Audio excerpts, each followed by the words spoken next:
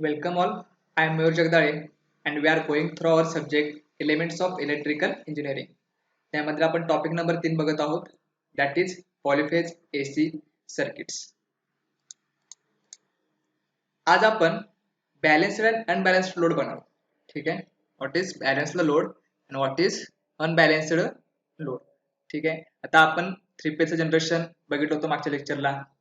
Three फेजचं generation कसं होते, three phase मध्ये काय काय असते. ठीक आहे. थ्री फेज मध्ये आपले काय असतात, तीन फेज असतात. म्हणजे आपल्याला तीन काय येणार, त्या ठिकाणी वायर येणार आहेत. ठीक आहे. तीन काय येणार, तुमचे वायर्स येणार आहेत किंवा केबल्स येणार आहेत. म्हणजे तीन कनेक्शन असणार आहेत.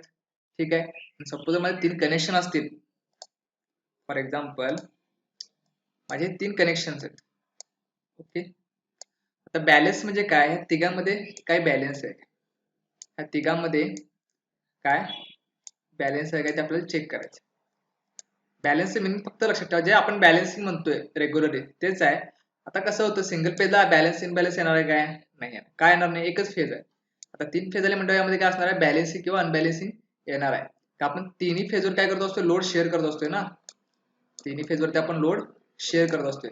त्यामुळे ह्यावरती बॅलन्सिंग आणि इनबॅलन्सिंग किंवा अनबॅलन्सिंग कसं होते ते आपल्याला चेक करायचं. ठीक आहे. आता पहिला आपण बॅलन्सिंग म्हणजे काय आणि अनबॅलन्सिंग म्हणजे काय ते बघून घेऊया. ठीक आहे. मी एक चार्ट टाकलाय, म्हणजे तुमचे यामध्ये कंपॅरिझन पण होऊन जाते आणि सगळे पॉइंट्स पण कव्हर होतात. ठीक आहे. आता पहिला पॉईंट बघूया. बॅलन्स्ड म्हणजे काय बघा. बॅलन्स्ड लोड म्हणजेच काय असतो. अ balanced load is that in which magnitudes of all impedance connected in the load are equal. ठीक आहे. मिनिंग समजून घ्या व्यवस्थित. त्या ठिकाणी काय सांगितले बघा, बॅलन्स लोड कशाला म्हणायचं, magnitude of all impedances. Magnitude of all impedances. Impedance म्हणजे काय, झेड म्हणजेच काय तुमचा आर प्लस जे एक्स. तर तुम्ही इम्पिडन्स बघितला मागच्या लेक्चरला, तो आपला झाला आहे सर्किट वगैरे. ठीक आहे. त्यामध्ये तुम्हाला इम्पिडन्स वगैरे झाला, तो सेम आहे. इम्पिडन्स मध्ये काय असतो आपला, एक्स एक येतोय. ठीक आहे. एक्स मध्ये काय काय असते, तुमच्या रिॲक्टन्स आहे ना एक्स म्हणजे. मग कॅपॅसिटिव्ह रिॲक्टन्स असतोय किंवा इंडक्टिव्ह रिॲक्टन्स असतोय. बरोबर. मग तिने काय सांगितले, magnitudes of all impedance connected in the load are equal. मग हे जे काही मॅग्निट्यूड आहे, जे काही कनेक्शन असणार आहे तुमचे, कॅपॅसिटर असेल, इंडक्टर असेल किंवा रेजिस्टर असेल, जे आपण सर्किट बघितलो होतो. ठीक आहे. आता ह्या ठिकाणी काय येणार, तीन फेज येणार. त्या तिन्ही फेज मधलं काय असणार, सगळ्याचं सेम असलं पाहिजे. तर त्याला काय म्हणणार आपण, बॅलन्स्ड लोड. तर मिनिंग समजून घ्या. मॅग्निट्यूड म्हणजे काय, ती जी काही किंमत असणार आहे, त्या इम्पिडन्सची जी काही किंमत असणार आहे ती काय असली पाहिजे, of all the impedance connected in the load. All the म्हणजे काय, तर तुम्ही तीन वायर्स कनेक्ट केला असेल तर तीन जी काय येणार इम्पिडन्सेस येणार आहेत. मग त्या तिन्ही इम्पिडन्सची व्हॅल्यू जी काय असणार आहे ती सेमच असली पाहिजे. सपोज एका इम्पिडन्सची व्हॅल्यू काय तर तुमची 10 ओहम आहे, दुसऱ्याची असती किती असली पाहिजे, 10 असली पाहिजे, तिसऱ्याची पण किती असली पाहिजे, 10 असली पाहिजे. ह्याला म्हणतो आपण बॅलन्सिंग करणे. आणि अनबॅलन्सिंग म्हणजेच काय, एकात 10 आहे, एकात 20 आहे, एकात 40 आहे, म्हणजे ह्याला काय म्हणतो आपण, अनबॅलन्सिंग. इक्वल आहेत काय तिन्ही, नाही, ह्याला काय म्हणतो आपण, अनबॅलन्सिंग लोड. ठीक आहे. आता अनबॅलन्सिंग लोड म्हणजे काय बघा, in unbalanced load, impedance in one or more phases differ from the impedance of other four phases. ठीक आहे. ही एक फेज आहे माझी, ही एक फेज आहे आणि ही एक फेज आहे. ह्या तीन फेज आहेत. ह्या दोन्हीतला इम्पिडन्स माझा काहीतरी 10 आहे. ठीक आहे. म्हणजे ह्याचा पण 10 आहे आणि ह्याचा पण 10 आहे. हा दोन्ही सेम आहेत, पण तिसरा माझा काय 20 आहे. ह्याचा अर्थ काय झाला, सिस्टीम किंवा हा लोड झाला तुमचा अनबॅलन्स लोड. हा लोड कुठला झाला तुमचा, अनबॅलन्स लोड. का, तुमचा इम्पिडन्स वेगळा आहे. दोन पेज मध्ये सेम आहे पण तिसऱ्या पेज काय वेगळा आहे. त्यामुळे काय झालं, ते सिस्टीम काय म्हणतो आपण, अनबॅलन्स्ड सिस्टीम किंवा अनबॅलन्स्ड लोड म्हणतोय. असं एक्झाम्पल लक्षात ठेवा म्हणजे तुम्हाला समजेल बॅलन्सिंग म्हणजे काय आणि अनबॅलन्सिंग म्हणजे काय असते. ठीक आहे. नेक्स्ट आहे, all the phases and line voltage also current will have equal magnitude. ठीक आहे. आता बॅलन्सिंग म्हणजे काय, सगळ्याच क्वांटिटी तुमच्या काय होणार आहेत, इक्वल होणार आहेत. बघा तिथे काय सांगितले, all the phases and line voltage. ठीक आहे. आता फेज व्होल्टेज म्हणजे काय, लाईन व्होल्टेज म्हणजे काय आपण बघणार आहोत, पुढे आहे तुम्हाला. फक्त जे काय फेज व्होल्टेज आहे आणि लाईन व्होल्टेज आहे ते काय असणार आहे, सेम असणार आहे. सपोज मला 230 काय व्होल्ट आहे, 230 व्होल्ट फेज व्होल्टेज आहे. तर माझ्या तिन्ही फेज मध्ये म्हणजेच कुठल्या कुठल्या, आर, वाय आणि बी. मागच्या लेक्चर तुम्हाला हे फेजेस सांगितलं होतो. आर म्हणजे रेड, वाय म्हणजे येलो, बी म्हणजे ब्लू. हे माझ्या काय तीन फेजच्या वायर आहेत. ठीक आहे. तीन फेजच्या काय म्हणजे वायर्स आहेत. ठीक आहे. मग तिन्ही वायर्स मध्ये काय असणार आहे, तुमचा जो काय व्होल्टेज सप्लाय असणार आहे तो सेम असणार आहे. ठीक आहे. प्लस जो तुमचा करंट असणार आहे या तिन्ही मधला करंट काय असणार आहे, सेम म्हणजे इक्वल मॅग्निट्यूड असणार आहे. 230 आहे ना, मी इकडे पण 230 तिकडे पण 230. करंट तुमचा 5 अँपिअर आहे ना, ह्यामध्ये पण 5 असणार आहे, ह्यामध्ये पण 5 असणार आहे, ह्यामध्ये पण 5. ह्यालाच काय म्हणतोय आपण, बॅलन्स्ड लोड. सगळ्या व्हॅल्यू तिथे समान असणार. ठीक आहे, समजते बघा हे. आणि अनबॅलन्सिंग म्हणजे काय, all the voltage are fixed. Voltage तुमचं फिक्स असते, व्होल्टेज काय चेंज होत नाही. पण जे काय लाईन करंट आहे, जो करंट असणार आहे will not be equal nor will have 120 degree phase difference. ठीक आहे. आता अजून एक फॅक्टर येतं फेज डिफरन्स. हा मागच्या लेक्चरला मी सांगितला होता. ठीक आहे. ह्या तिन्हीमध्ये काय असणार आहे, तुमचा 120 डिग्री काय असणार आहे, फेज अँगल असणार आहे. ओके. हा कशा ठिकाणी असणार आहे तुमचा 120 डिग्री, बॅलन्सिंगच्या ठिकाणी असणार आहे. कशा ठिकाणी असणार आहे, हा तुमचा बॅलन्सिंगच्या ठिकाणी असणार आहे. पण अनबॅलन्सिंगला काय असणार आहे, हा 120 डिग्री नसणार आहे. तो किती पण असेल, 90 असेल एकाचा, किंवा एखादा समथिंग इथं असेल. ठीक आहे. ह्या सिस्टमला आपण काय म्हणतोय, अनबॅलन्सिंग सिस्टम. अँगल बघा कोणाचा सेम आहे काय नाही. ठीक आहे. ह्यालाच काय म्हणतोय आपण, अनबॅलन्स्ड लोड. त्यानंतर पुढचा पॉइंट आहे तुमचा, for balanced load phase voltage is 1 of the root 2, म्हणजे 1/√2 ऑफ द लाईन व्होल्टेज. ठीक आहे. 1 divided by √2 into line voltage, म्हणजे काय येणार तुमचं तर VL येणार. ठीक आहे. म्हणजे एवढं व्होल्टेज असतं तुमचं कशामध्ये, बॅलन्स लोड मध्ये. For balance load phase voltage बरोबर, फेज व्होल्टेज म्हणजेच काय, VPH बरोबर 1/√2 VL. एवढे इतके काय असते तुमचं लाईन व्होल्टेज असते. ठीक आहे. आणि तुम्ही रेग्युलरली आपण पुढे बघणारच आहोत म्हणजे काय कन्सेप्ट आहे. ठीक आहे, ते लक्षात ठेवा. आणि for balance load the voltage is not 1/√2 of the line voltage. ठीक आहे, समजते का बघ. त्यानंतर नेक्स्ट पॉईंट आहे तुमचा, phase angle of impedances are equal and same type. जे काय तुमचं फेज अँगल आणि इम्पिडन्सेस आहेत, तसे मी तुम्हाला आता डायग्राम ड्रॉ करून दाखवली होती. ठीक आहे. हा माझा किती आहे, 120 डिग्री आहे. त्यानंतर हा माझा किती आहे, 120 डिग्री आहे. म्हणजे हे जे काय अँगल्स आहेत तुमचे, फेज अँगल्स आहेत.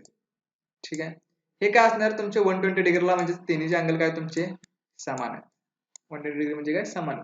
फेज अँगल, हा phase angle of impedances. Impedance म्हणजेच काय तुमचा असणार आहे, तुमचा सपोज एल असेल, सी असेल, त्याचा जो काय रिॲक्टन्स असेल. ठीक आहे. त्या रिॲक्टन्स तुम्ही कशावर जोडताय, आर प्लस JX तुम्ही फॉर्म्युला बघितला होता.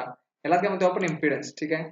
त्याने काय सांगितले, फेज अँगल ऑफ इम्पिडन्सेस, त्याचा काय फेज अँगल क्रिएट होणार आहे. आपण AC सर्किट्स मध्ये बघितलं होतं बघा, जो काय फेज अँगल क्रिएट होतोय. ठीक आहे. वेगवेगळ्या RL सर्किट, LC सर्किटचं कॉम्बिनेशन बघून आपण काय केलं होतो, त्याचा फेज अँगल कसा तयार होतोय आपण बघितला होता. ठीक आहे. जर तुम्हाला व्यवस्थित आठवत असेल तर एक पॉईंट लगेच समजेल बघा. Phase angle of impedances are equal and of same type. काय असतात ते सेम प्रकारचे असतात. पण अनबॅलन्स म्हणजे नावातच आहे अनबॅलन्स, म्हणजे इथे काहीही सेम नसणार नाही. त्यामुळं असं पण लक्षात ठेवू शकताय, phase angle of impedances are not equal. यामध्ये काय नसतात, काय कुठलेही फेज अँगल काय नसतात, इक्वल नसतात. ही झाली तुमची बॅलन्स्ड आणि अनबॅलन्स्ड लोड. ठीक आहे. हा झाला तुमचा बॅलन्स्ड आणि अनबॅलन्स्ड लोड. यात डिफिकल्ट असं काय नाही. ठीक आहे. क्वेश्चन जरी विचारला तर बॅलन्स्ड लोड म्हणजे काय आणि अनबॅलन्स्ड लोड म्हणजे काय विचारतात, हे पॉईंट लिहिला. इतके जरी पॉईंट लिहिला तरी सफिशियंट. ठीक आहे. त्यानंतर जो आपला नेक्स्ट पॉइंट आहे, okay, types of 3 page supply connection. ठीक आहे. आपलं म्हणालोय मी 3 पेज कनेक्शन आहे माझं, 3 पेज कनेक्शन आहे. पण हे कनेक्शन ऍक्च्युली होते कसं काय, सपोज माझं इथे काय मोटर आहे. ठीक आहे. ही काय माझी एक मोटर आहे, किंवा ही माझी मोटर आहे. ओके. इथे काय असतं तुमचं टर्मिनल बॉक्स असतो. टर्मिनल बॉक्स म्हणजेच काय, इथे काय होतं तुमचं मोटरचं कनेक्शन होतं. ठीक आहे. आपण म्हणतोय तर 3 पेज कनेक्शन मी दिलोय, 3 पेज कनेक्शन दिलोय. पण इथं का नाही दोन प्रकारचे तुमचे कनेक्शन्स असतात. ह्या ठिकाणी काय असतात तुमचे दोन प्रकारचे काय असतात, कनेक्शन्स असतात. आता ते कुठल्या कुठल्या प्रकारचे कनेक्शन्स आहेत ते आपण बघूया. ठीक आहे. मोटर जे आपण कनेक्शन देणार आहे ते कुठल्या कुठल्या प्रकारचे असतात ते बघूया. एक आहे तुमचा स्टार कनेक्शन, पहिला तुमचा स्टार कनेक्शन. ओके. दुसरा आहे तुमचा डेल्टा और मेश कनेक्शन. ठीक आहे. पहिला कुठला स्टार कनेक्शन आहे, दुसरा कुठला आहे डेल्टा कनेक्शन आहे. खूप इम्पॉर्टंट पॉईंट आहे. स्टार आणि डेल्टा व्यवस्थित समजून घ्या. यावर तुमचं पुढं काही फॅक्टर्स आपल्याला डिफाईन करायचे आहेत, त्यामुळं व्यवस्थित लक्ष देऊन हे करा स्टार आणि डेल्टा. आता पहिला जो आहे तुमचा स्टार आहे, ठीक आहे. स्टार कनेक्शन म्हणजे ऍक्च्युली काय असतं, स्टार आणि डेल्टा लक्ष ठेवायला सोपं आहे, ठीक आहे. स्टार मध्ये बघा, स्टारची काय तुमची सर्किट डायग्राम आहे, ठीक आहे. स्टारची काय तुमची एक डायग्राम आहे. आता यामध्ये काय सांगितले बघा, तीन काय तुमचे फेजेस असणार आहेत, ठीक आहे. 3 फेज सप्लाय, त्यामुळे 3 फेजेस असणार आहेत. आता कुठलं कुठलं फेज आहे तुमचा, आर एक आहे, वाय एक आहे आणि बी एक आहे, ठीक आहे. त्याचं कनेक्शन कसं केलंय बघा. आता इथे काय सांगितलं तुमचं अल्टरनेटरची वाइंडिंग, ओके. हे काय तुमची अल्टरनेटरची वाइंडिंग. त्यानंतर इथे एक पॉईंट आहे तुमचा न्यूट्रल. आता जर प्रॅक्टिकली तुम्ही विचार केला तर ऍक्च्युली कसं असते, सपोज हा माझा काय अल्टरनेटर आहे, ओके.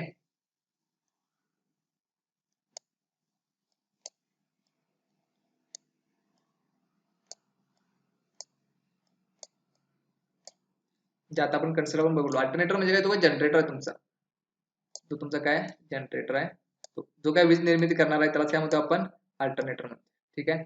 जसे मी तुम्हाला सांगितलो, हा पार्ट काय होणार आहे तुमचा रोटेट होणार आहे, हा पार्ट काय होणार तुमचा रोटेट होणार आहे. हे काय तुमचे एन एस असे पोल्स आहेत, ठीक आहे. काय ते तुमचे पोल्स आहेत. आता ह्यामध्ये काय होणार आहे बघा, मी काय हे जे काय वाइंडिंग केले ना, हे वाइंडिंग मध्ये कुठे आलेलं असते, इथं बाहेर आलेलं असते. जे काय वाइंडिंग आहे ना ते एकमेकाला असं कनेक्टेड असतेच, प्लस ते काय केलं असते, आउटपुट काय केलं असते बाहेर काढलेलं असते, ठीक आहे. आता हे जे कनेक्शन असते कुठं असते तुमच्या टर्मिनल ब्लॉक्सला, जे मग तुम्हाला डायग्राम काढून दाखवलं ना त्या ठिकाणी काय असते तुमचे कनेक्शन, ठीक आहे. हे तुमचं काय टर्मिनल बॉक्स आहे. एक मिनिट, आय होप तुम्हाला ते समज असतं, म्हणजे काय ते वाइंडिंग करणार आहे आपण आतली, ही तुमची वाइंडिंग आहे. ही जी काय वाइंडिंग आहे ना ती कुठली आहे तुमची, जी काय तुम्ही वाइंडिंग आत करणार आहे तीच काय ही वाइंडिंग आहे. म्हणजे तिन्ही फेजचं काय झालं तुमची वाइंडिंग आहे, ओके. आर वाय आणि बी ची, आणि ते कनेक्शन काय केलेत मी बाहेर काढलेत. आता ते कनेक्शन कसं असतात बघा स्टार मध्ये, ही सपोज माझी काय पहिली वाइंडिंग आहे, ठीक आहे. ही सपोज माझी कुठली आहे पहिली वाइंडिंग. मग ह्याला काय आहे मी आरचा सप्लाय देणार आहे, ठीक आहे. किंवा आर हा फेज माझा मी इथून बाहेर काढणार आहे. त्याला दोन काय असतात टर्मिनल असतात ह्या वाइंडिंगला, काय असतात एक इनकमिंग असते आणि एक तुमची आउटगोइंग असते, ठीक आहे. आता ह्यामध्ये काय केलं असतं किंवा दोन टर्मिनल्स असतात असे लक्षात ठेवा. हा तुमचा फर्स्ट पॉईंट आहे आणि हा सेकंड पॉईंट आहे. हा तुमचा फर्स्ट पॉईंट आहे आणि तुमचा दुसरा सेकंड पॉईंट आहे, ओके. मग ह्याला नाव काय देऊया मी, ह्याला सपोज मी आर दिला तर याचं नाव काय असणार तुमचं आर डॅश. आता स्टार मध्ये काय होतंय, जे काही तुमचं कॉमन पॉईंट आहे हे काय असते कॉमन पॉईंट असतं, ह्याला आपण काय म्हणतोय न्यूट्रल, ओके. न्यूट्रल म्हणजेच काय, तिन्ही फेजेस जिथे एकत्र येतात, तिन्ही फेजेस जिथे एकत्र येतात. आता माझा आरचा पण इथे एकत्र आलाय, त्यानंतर माझी दुसरी वाइंडिंग कुठली आहे वायची आहे, ओके. ही कुठली आहे माझी बीची आहे, त्याला मी देतो नाव वाय. इथं वायचा काय असणार आहे, इथं वाय डॅश असणार आहे, ओके. सेम इथं काय असणार आहे माझी बी असणार आहे, आणि बीचं काय असणार आहे इथं बी डॅश सेकंड पॉईंट असणार आहे, ठीक आहे. मी सगळ्यात तिन्ही वाइंडिंग काय केल्यात माझ्या बाहेर सप्लाय, तुम्हाला सप्लाय काय होणार आहे तुमच्या तयार होऊन बाहेर येणार आहे. त्याला मी तुम्हाला काय सांगितलो, दोन पॉईंट्स असतात, ओके. त्यातील एक जो पॉईंट असतो तुमचा तो कशाला कनेक्ट केलेला असतो, तुमचा न्यूट्रल पॉईंटला कनेक्ट केला असतो. म्हणजे एक कॉमन पॉईंट काढलेला असतो, एक काय केला असतोय कॉमन पॉईंट काढलेला असतोय, आणि तिथे तिन्ही फेजेस काय केला असतात कनेक्ट केला असतात, त्याला काय म्हणतो आपण न्यूट्रलचं कनेक्शन. आता उरलं काय, जे काही सगळ्याचा प्रत्येकाचा दुसरा पॉईंट आहे तो मी कुठे घेणार कनेक्शन म्हणून बाहेर, तुमचा जो काय रिक्वायरमेंट आहे त्या ठिकाणी माझे काय जाणार, ह्या वायर्स जाणार. म्हणजे तीन फेजेस तुमच्या काय इथून बाहेर पडणार, तीन फेजेस काय होणार इथून बाहेर पडणार, आर वाय आणि बी, ठीक आहे. यामध्ये लक्षात ठेवण्यासारखं एवढंच आहे, स्टार कनेक्शन मध्ये एक जो पॉइंट आहे फेजचा तो काय करतोय आपण कॉमन करतोय, तिन्ही फेजचा एक पॉइंट काय करतोय कॉमन करतोय, आणि त्याला आपण काय म्हणतोय न्यूट्रल म्हणतोय, त्याला काय म्हणतोय आपण न्यूट्रल म्हणतोय, ओके. त्यालाच कनेक्शनला नाव काय देतो आपण न्यूट्रल. आणि उरलेले सेकंड पॉइंट आहेत प्रत्येकाचे ते आपल्या ऍज अ सप्लाय म्हणून आपण वापरतो, ते ऍज अ सप्लाय पॉइंट म्हणून आपण वापरतो. त्यानंतर इथे जर रिप्रेझेंटेशन दिले बघा, त्याच्यावर तुम्हाला समजेल. हा जो फर्स्ट पॉइंट आहे प्रत्येकाचा तो मी काय केलाय कॉमन केलाय आणि इथं कनेक्ट केलाय बघा, प्रत्येकाचं कॉमन करून इथे मी कनेक्ट केला. ठीक आहे, त्याला काय म्हणतो आपण, त्याला न्यूट्रलला कनेक्शन दिले. ते कशाला दिले कनेक्शन, न्यूट्रलला दिले. आणि दुसरा जो पॉईंट आहे त्यातून मी कनेक्शन कुठे टाकणार आहे, तुमच्या लोडला टाकणार आहे. ठीक आहे, यालाच काय म्हणतो आपण, star connection. Service brought out for the external connection. ठीक आहे, एन फॉर इथं न्यूट्रल आहे, याला काय म्हणतो आपण, स्टार कनेक्शन. आता डेल्टा बेटा तुम्हाला हे कॅम्पॅरिझन व्यवस्थित समजेल. ओके, स्टार आणि डेल्टा मध्ये काय फरक आहे. आता डेल्टा मध्ये काय केले बघा, स्टार मध्ये एक पॉईंट काय करतो आपण, कॉमन करतो ऍज अ न्यूट्रल म्हणून. पण डेल्टा मध्ये काय, हा माझा आर आहे. ओके, आर चा दुसरा पॉईंट कुठला आहे माझा, आर डॅश आहे.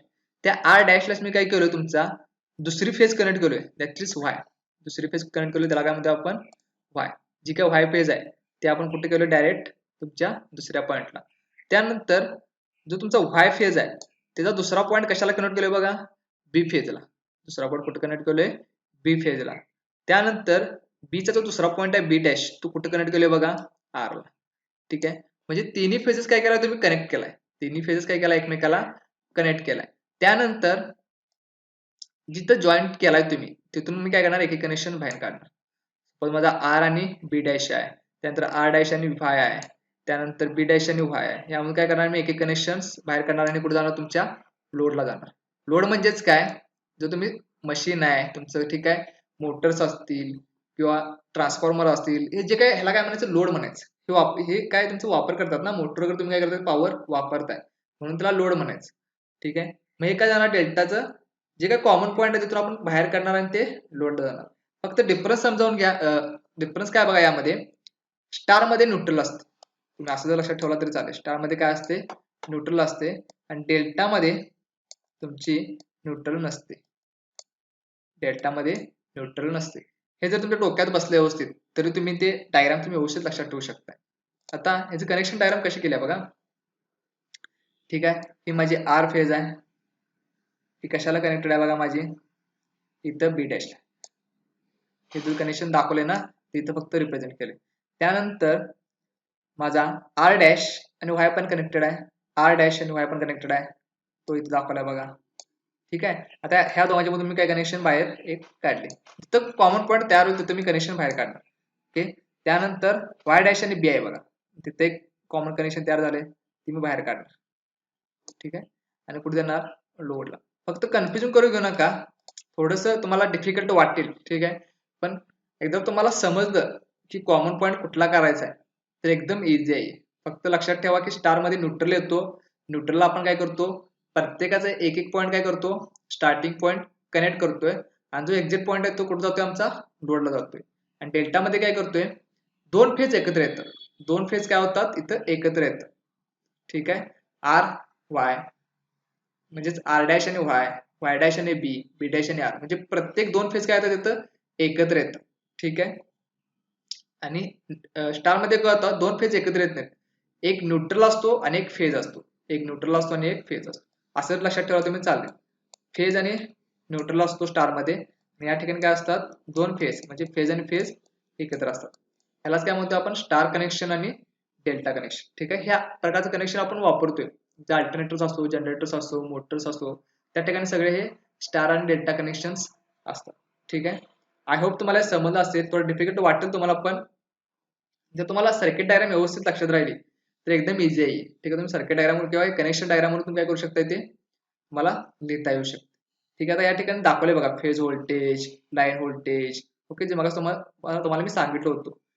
फेज व्होल्टेज मध्ये तुम्हाला एक ट्रिक सांगतो बघा, जिथं फेज आणि न्यूट्रल होतं ना, त्याला काय म्हणायचं, फेज व्होल्टेज. ओके, आणि लाईन व्होल्टेज म्हणजे काय, दोन फेज एकत्र येतात, त्याला काय म्हणायचं, लाईन व्होल्टेज. ठीक आहे, आता तुम्हाला दिसेल बघा, आर आणि वाय दोन फेज आहेत, आर आणि वाय दोन फेज आहेत. इथं फेज मध्ये काय, तुमचा आर आणि न्यूट्रल आहे. ठीक आहे, तुम्ही असं पण लक्षात ठेवू शकता.